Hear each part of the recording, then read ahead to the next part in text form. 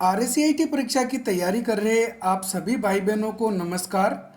आपकी आरएससीआईटी परीक्षा में किस प्रकार के प्रश्न उत्तर आ सकते हैं या फिर आएंगे, ऐसे इम्पोर्टेंट 35 प्रश्नों को हमने इस वीडियो में कवर किया है। आरएससीआईटी परीक्षा में पास होने के लिए 35 में से केवल 14 प्रश्न ही सही करने होते हैं और माइनस मार्किंग भी नहीं होती है। यदि आप हमारे आरएससीआईटी गुरुजी यूट्यूब चैनल से परीक्षा की तैयारी कर रहे हैं तो यकीन मानिए आप बहुत ही अच्छे नंबरों से पास होंगे, परंतु इसके लिए आपको सभी प्रश्नों को अच्छे से मन लगाकर समझना जरूरी है। और मुझे उम्मीद है कि आप सभी मन लगाकर परीक्षा की तैयारी करेंगे और हमारे बाकी वीडियोज को भी एक बार ज़रूर देख लें। आपकी आरएससीआईटी परीक्षा होने के बाद आरएससीआईटी के आंसर की सभी प्रश्न उत्तर और पेपर के साथ हमारे यूट्यूब चैनल पर मिलने वाली है, इसलिए हमारे चैनल को सब्सक्राइब करके रखें। अब शुरू करते हैं आज की क्लास। हमारा पहला प्रश्न है, किसी फाइल फोल्डर को बिना रिसाइकल बिन में भेजे हमेशा के लिए मिटाने हेतु किस शॉर्टकट का प्रयोग करते हैं? Control plus delete, Alt plus delete, shift plus delete या फिर स्पेस प्लस डिलीट। तो किसी भी फाइल फोल्डर को हम बिना रिसाइकल बिन में भेजे डिलीट करना चाहते हैं तो उसकी शॉर्टकट कुंजी होती है शिफ्ट प्लस डिलीट। डेस्कटॉप पर एक रिसाइकल बिन का इस प्रकार का आइकन बना हुआ होता है, यहाँ पे देख सकते हैं। ये इस प्रकार का आइकन जो है वो आपको डेस्कटॉप पे देखने को मिलेगा, जो कि रिसाइकल बिन का आइकन होता है। इसमें हम जो भी फाइल फोल्डर डिलीट करते हैं वो रखे जाते हैं। अगर हम इस रिसाइकल बिन में भेजे बिना ही किसी फाइल फोल्डर को हमारे कंप्यूटर से परमानेंटली डिलीट करना चाहते हैं तो शिफ्ट प्लस डिलीट बटन का प्रयोग कर सकते हैं। अगला हमारा प्रश्न नंबर 2 है, कंप्यूटर चालू करते समय बूटिंग प्रक्रिया के दौरान निम्न में से कौन सा टेस्ट सबसे पहले होता है? रैम टेस्ट, रोम टेस्ट, पोस्ट टेस्ट या फिर हार्ड डिस्क ड्राइव टेस्ट। तो सही उत्तर है इसमें सी, पोस्ट टेस्ट। पोस्ट की फुल फॉर्म होती है पावर ऑन सेल्फ टेस्ट। तो जब कंप्यूटर बूटिंग कर रहा होता है तो उस समय पोस्ट टेस्ट जो है वो सबसे पहले होता है। पोस्ट जो है वो बायोस का एक भाग होता है। बायोस की फुल फॉर्म होती है basic input output system. Booting process जब होती है तो बायोस काम करता है और बायोस का ही एक भाग है पोस्ट, जो सबसे पहले कार्य करता है। Power on self test. अगला हमारा प्रश्न नंबर 3 है, निम्न में से सर्च इंजन के उदाहरण कौन से हैं? Bing and Yahoo, Google Pay and Paytm, Google Drive and Dropbox या फिर Google Chrome and Internet Explorer. तो इसमें सही उत्तर है A, Bing and Yahoo. Google, Bing, Yahoo ये सब सर्च इंजन के उदाहरण होते हैं। गूगल पे एंड पेटीएम ये किसके उदाहरण हैं? मोबाइल वॉलेट के। और Google Drive and Dropbox या फिर माइक्रोसॉफ्ट वन ड्राइव ये क्लाउड स्टोरेज के उदाहरण होते हैं।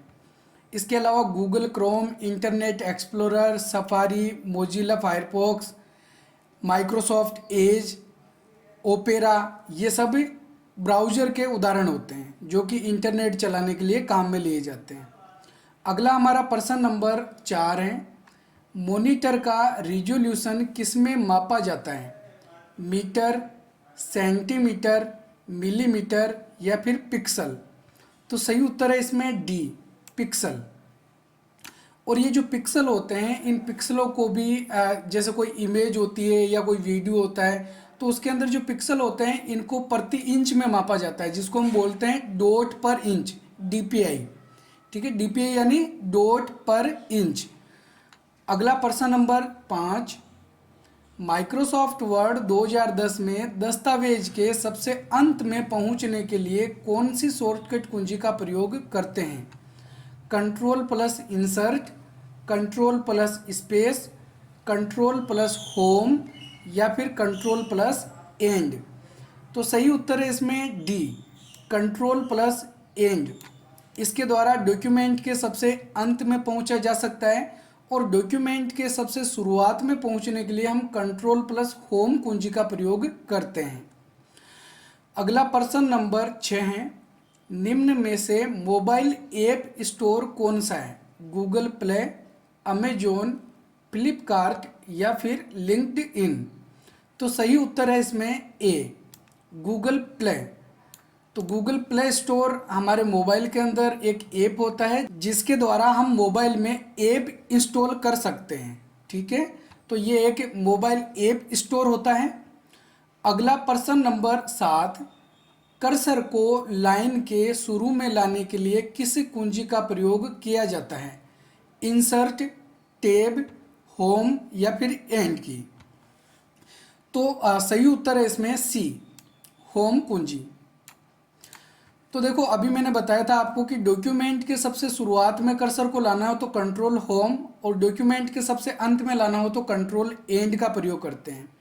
ठीक उसी तरीके से कर्सर को लाइन के शुरुआत में लेके जाना है, डॉक्यूमेंट के नहीं, केवल लाइन के शुरुआत में लेके जाना है तो होम, और लाइन के अंत में लाने के लिए एंड कुंजी का प्रयोग कर सकते हैं। अगला प्रश्न नंबर 8 है, आईएसपी की फुल फॉर्म क्या है? Internet service protocol, internet service provider, internet server protocol या फिर इंटरनेट सर्वर प्रोवाइडर? तो सही उत्तर है इसमें बी, इंटरनेट सर्विस प्रोवाइडर। तो आईएसपी जो हैं वो जैसे एयरटेल, जियो, वोडाफोन, ठीक है, इस प्रकार की ये जो कंपनियां होती है इनको कहा जाता है। तो ये जो कंपनियां हैं, बीएसएनएल है, ये हमको इंटरनेट चलाने के लिए सर्विस प्रोवाइड करती है। अगला प्रश्न नंबर 9 है, माइक्रोसॉफ्ट पावर पॉइंट 2010 में नई फाइल का डिफ़ॉल्ट शीर्षक क्या होता है? Presentation first, untitled, document first या फिर वर्कबुक फर्स्ट? तो पावर पॉइंट के अंदर जो फाइल बनती है उसको प्रेजेंटेशन कहा जाता है, और जब नई फाइल ओपन करते हैं तो उसका जो डिफ़ॉल्ट टाइटल होता है, डिफ़ॉल्ट शीर्षक होता है, वो होता है प्रेजेंटेशन फर्स्ट। उसी प्रकार से माइक्रोसॉफ्ट वर्ड में जो फाइल बनती है उसका डिफ़ॉल्ट शीर्षक डॉक्यूमेंट फर्स्ट होता है, और माइक्रोसॉफ्ट एक्सेल में बनने वाली फाइल का वर्कबुक फर्स्ट होता है। और अगर हम पेंटिंग में कोई फाइल बनाते हैं तो उसको अनटाइटल्ड नाम से जाना जाता है, उसका जो टाइटल है वो अनटाइटल्ड होता है। अगला प्रश्न नंबर 10, डेटा को किसी क्रम में व्यवस्थित करने की प्रक्रिया को क्या कहा जाता है? मर्जिंग, सर्चिंग, सॉर्टिंग या फिर स्टोरिंग? तो डेटा को किसी क्रम में, आरोही क्रम में या अवरोही क्रम में रखने की जो प्रक्रिया है इसको हम बोलते हैं सॉर्टिंग। सी इसमें सही आंसर है, सॉर्टिंग। देखो सॉर्टिंग में SORT है, SHORT नहीं है, ये भी ध्यान में रखना है। अगला प्रश्न नंबर 11 है, माइक्रोसॉफ्ट वर्ड में किसी पैराग्राफ के आगे लगने वाले प्रतीक यानी सिंबल को क्या कहा जाता है? सबस्क्रिप्ट, बुलेट्स, इंडेंट या फिर बॉर्डर? तो किसी पैराग्राफ के आगे हम जो सिंबल लगाते हैं उस सिंबल को बुलेट्स कहा जाता है। नेक्स्ट प्रश्न नंबर 12, निम्न में से कंप्यूटर में रोम मेमोरी की क्या विशेषता होती है? यह वाक्य में स्पेलिंग और ग्रामर की जांच करती है, इसमें कट या कॉपी की हुई फाइलें स्टोर रहती हैं, यह डेटा को अस्थायी रूप से स्टोर रखती है या फिर यह डेटा को स्थायी रूप से स्टोर रखती है? तो रोम मेमोरी जो होती है उसमें जो डेटा रखा हुआ होता है उस डेटा को मिटाया नहीं जा सकता है। ठीक है, तो ये डेटा को किस प्रकार से स्टोर करके रखती है? स्थायी रूप से स्टोर करके रखती है। कंप्यूटर बंद होने के बाद भी रोम के अंदर जो डेटा है वो सेव रहता है।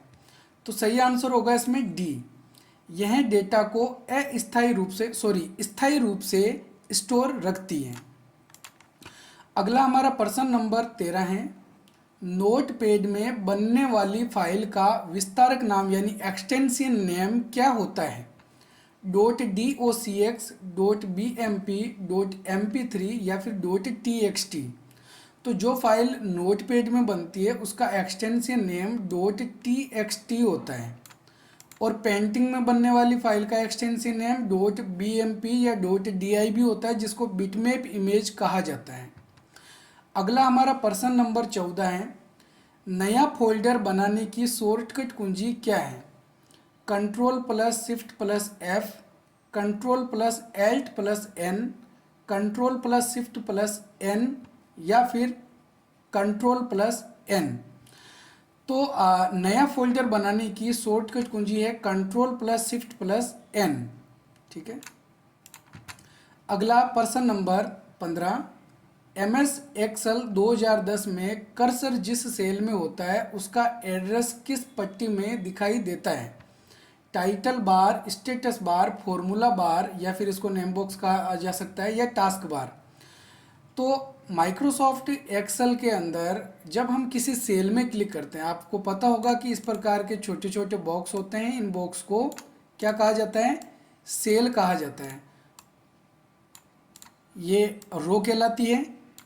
और इसी प्रकार के अगर इस तरीके से बॉक्स दे रखे हैं तो इन बॉक्स को कॉलम कहा जाता है। ठीक है। ऐसे छोटे छोटे बॉक्स रो और कॉलम कहलाते हैं। जैसे अभी ये इस प्रकार के बॉक्स है तो इसको बोलेंगे रो, और अगर इस तरीके से हम देखें तो इनको बोलते हैं कॉलम। और ये जो चौकोर बॉक्स है इस बॉक्स को क्या बोलते हैं? सेल। तो हम एक्सेल में किसी भी सेल के अंदर अगर कर्सर को रखते हैं तो उस सेल का कोई ना कोई एक एड्रेस होता है। वो एड्रेस हमको यहाँ ऊपर एक फॉर्मूला बार होती है उसमें दिखाई देता है। फॉर्मूला बार के लेफ्ट साइड के अंदर एक बॉक्स बना हुआ होता है जिस बॉक्स को हम क्या बोलते हैं? Name box. ठीक है। तो नेम बॉक्स के अंदर हमको A1, B1 या जो भी सेल का एड्रेस होता है वो दिखाई देता है। तो कौन सी पट्टी में दिखाई देगा? क्या होगा इसमें सही आंसर? Formula bar. जो पट्टी होती है उस पट्टी को बोलते हैं फॉर्मूला बार। और फॉर्मूला बार के लेफ्ट साइड के अंदर ये नेम बॉक्स होता है, और इस नेम बॉक्स के अंदर हमको सेल का एड्रेस दिखाई देता है।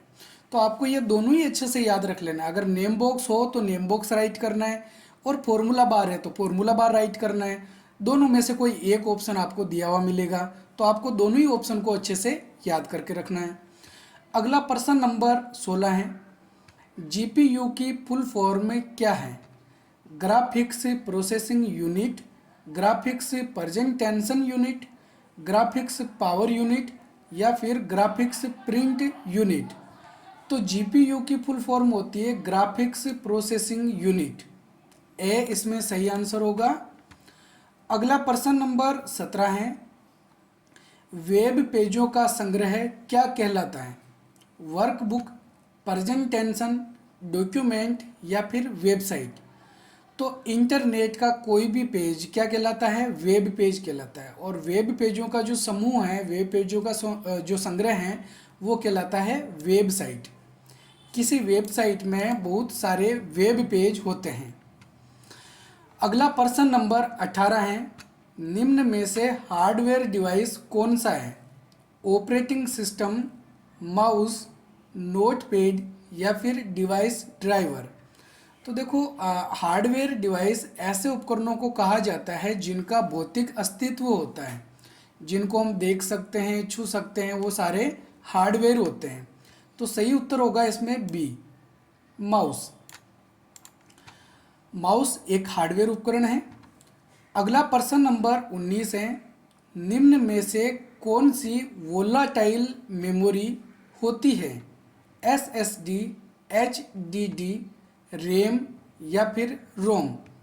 तो वोलेटाइल मेमोरी ऐसी मेमोरी को कहा जाता है जो अस्थायी होती है। यहाँ पर जो ऑप्शन दे रखे हैं उसमें अस्थायी मेमोरी जो है वो है रैम।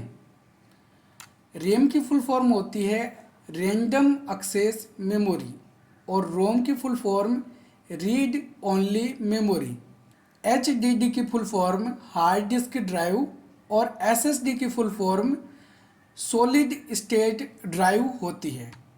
अगला प्रश्न नंबर 20 है, माइक्रोसॉफ्ट वर्ड 2010 में अधिकतम जूम कितने प्रतिशत तक किया जा सकता है?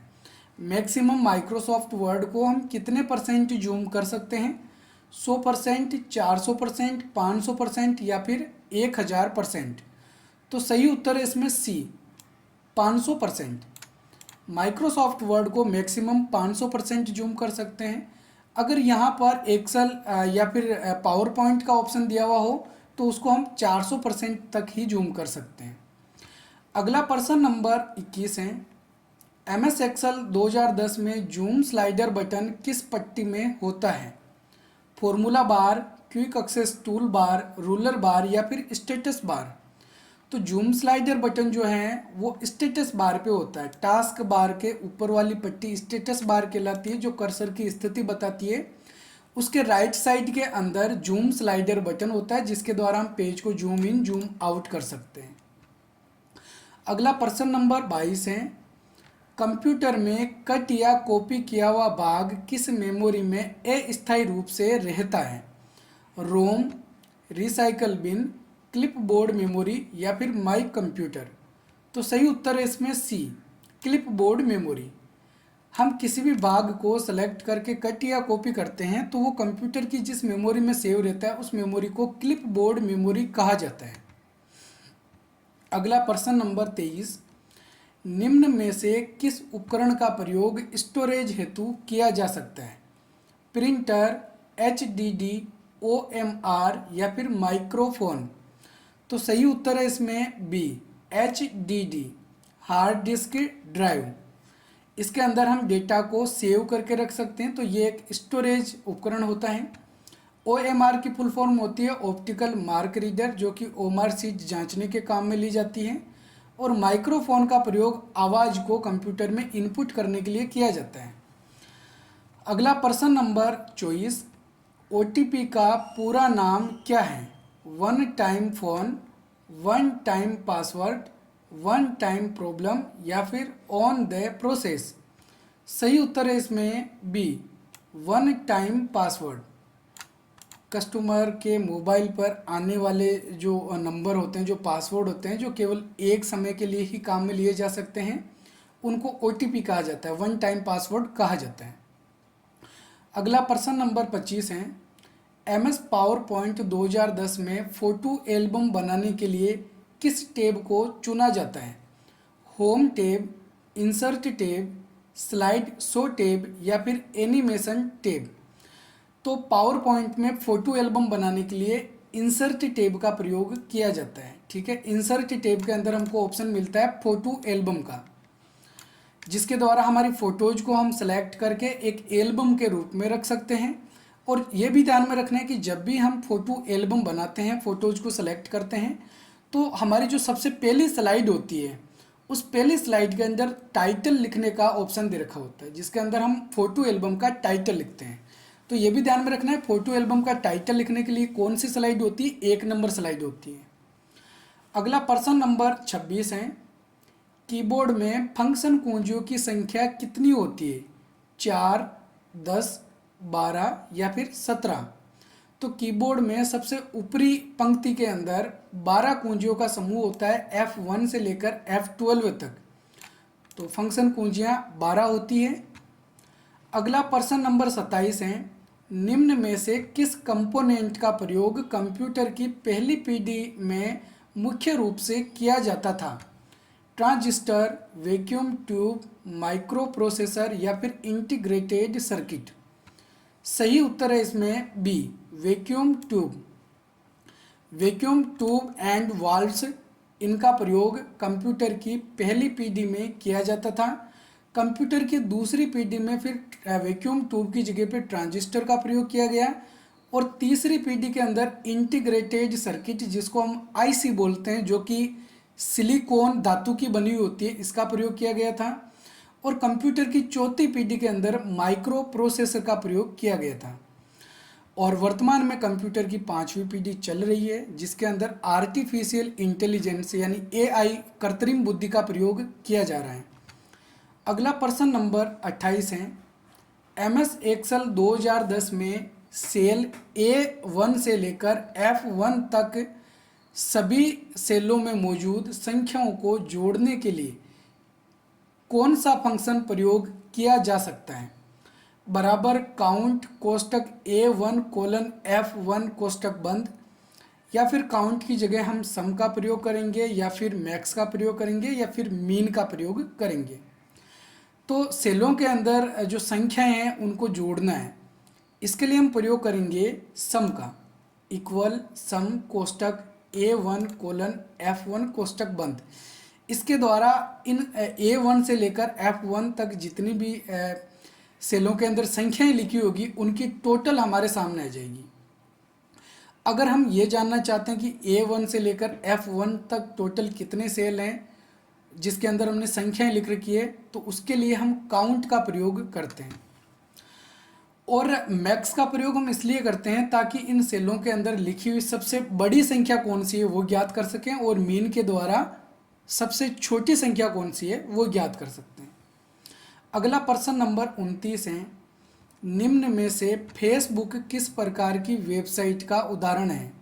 ई कॉमर्स, ब्लॉगिंग, लर्निंग या फिर सोशल नेटवर्किंग।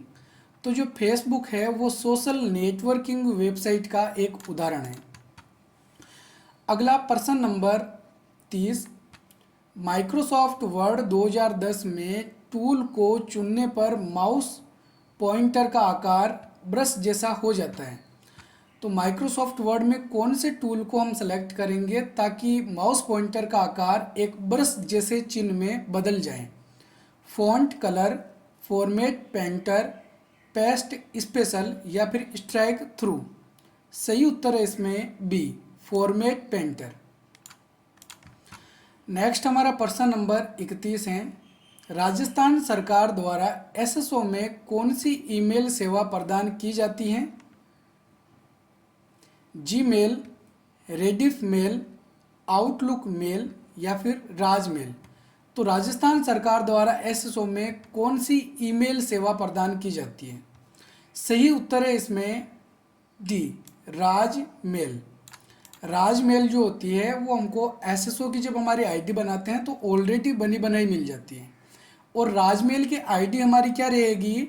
तो जो भी हमारी एसएसओ आईडी है वो @rajasthan.in, जैसे हम जीमेल आईडी बनाते हैं तो gmail.com होता है, याहू बनाते हैं तो yahoo.com होता है, उसी प्रकार से जब एसएसओ आईडी बनाते हैं तो हमारी राजमेल की आईडी ऑटोमेटिकली क्रिएट हो जाती है, और वो जो आईडी रहने वाली है हमारी एसएसओ आईडी उसके बाद @rajasthan.in रहेगी।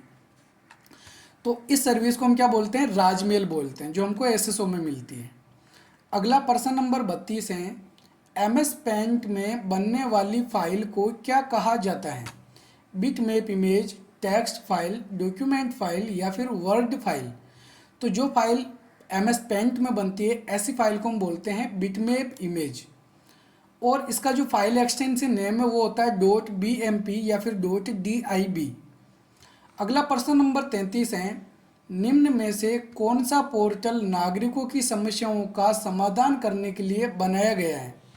NSDL portal, NVSP portal, Rajasthan संपर्क पोर्टल या फिर पालनहार पोर्टल। सही उत्तर है इसमें सी, राजस्थान संपर्क पोर्टल। इस पोर्टल के द्वारा नागरिक अपनी समस्याओं को रजिस्टर करवा सकते हैं और गवर्नमेंट के द्वारा इन समस्याओं का समाधान किया जाता है। अगला प्रश्न नंबर 34 है, MS पावर पॉइंट 2010 में डुप्लीकेट स्लाइड लेने के लिए किस शॉर्टकट कुंजी का प्रयोग किया जाता है? Ctrl+N, Ctrl+Shift+N, Ctrl+M या फिर Ctrl+D। सही उत्तर है इसमें डी, यानी कि Ctrl+D। इसके द्वारा हम डुप्लीकेट स्लाइड ले सकते हैं। अगर यहाँ पर डुप्लीकेट की जगह पर न्यू लिखा हुआ होता है कि नई स्लाइड लेने की शॉर्टकट कुंजी क्या है, तो वो होती है Ctrl+M। ठीक है, Ctrl+M नई स्लाइड लेने के लिए और Ctrl+D डुप्लीकेट स्लाइड लेने के लिए। अगला हमारा प्रश्न नंबर 35 है, ईमेल भेजते समय यदि किसी व्यक्ति के ईमेल एड्रेस को गोपनीय रखना है तो उसे किस फील्ड में रखा जाएगा? यदि हम ईमेल भेज रहे हैं और हम चाहते हैं कि जिस व्यक्ति का ईमेल हम भेज रहे हैं, जिस व्यक्ति को ईमेल भेज रहे हैं, उसका ईमेल एड्रेस बाकी लोगों को दिखाई ना दें, तो गोपनीय रखने के लिए उस ईमेल एड्रेस को हम कहाँ टाइप करेंगे? टू CC, BCC या फिर सब्जेक्ट। सही उत्तर है इसमें सी, यानी कि BCC। BCC की फुल फॉर्म होती है ब्लाइंड कार्बन कॉपी। क्या होगी? Blind carbon copy. तो अब CC की फुल फॉर्म क्या होगी? Carbon copy. तो अगर हम केवल किसी को कॉपी भेजना चाहते हैं तो कार्बन कॉपी CC में उसका एड्रेस लिखते हैं, और हम उसको कॉपी भेजने के साथ साथ, कॉपी किस प्रकार से भेजने चाहते हैं, गोपनीय रख के भेजना चाहते हैं, तो 20 ईसी में लिखते हैं। इसको ब्लाइंड कार्बन कॉपी कहा जाता है। तो ये थे आज के हमारे 35 महत्वपूर्ण प्रश्न उत्तर। मुझे पूरी उम्मीद है आपको हमारा वीडियो पसंद आया होगा और आपने हमारे वीडियो को लाइक और हमारे चैनल को सब्सक्राइब भी कर लिया होगा। हमारे चैनल पर आपको RSAT कोर्स से जुड़ी नई नई अपडेट मिलती रहेगी। तो चलिए हम मिलते हैं एक और नए वीडियो में, तब तक के लिए जय हिंद, जय भारत।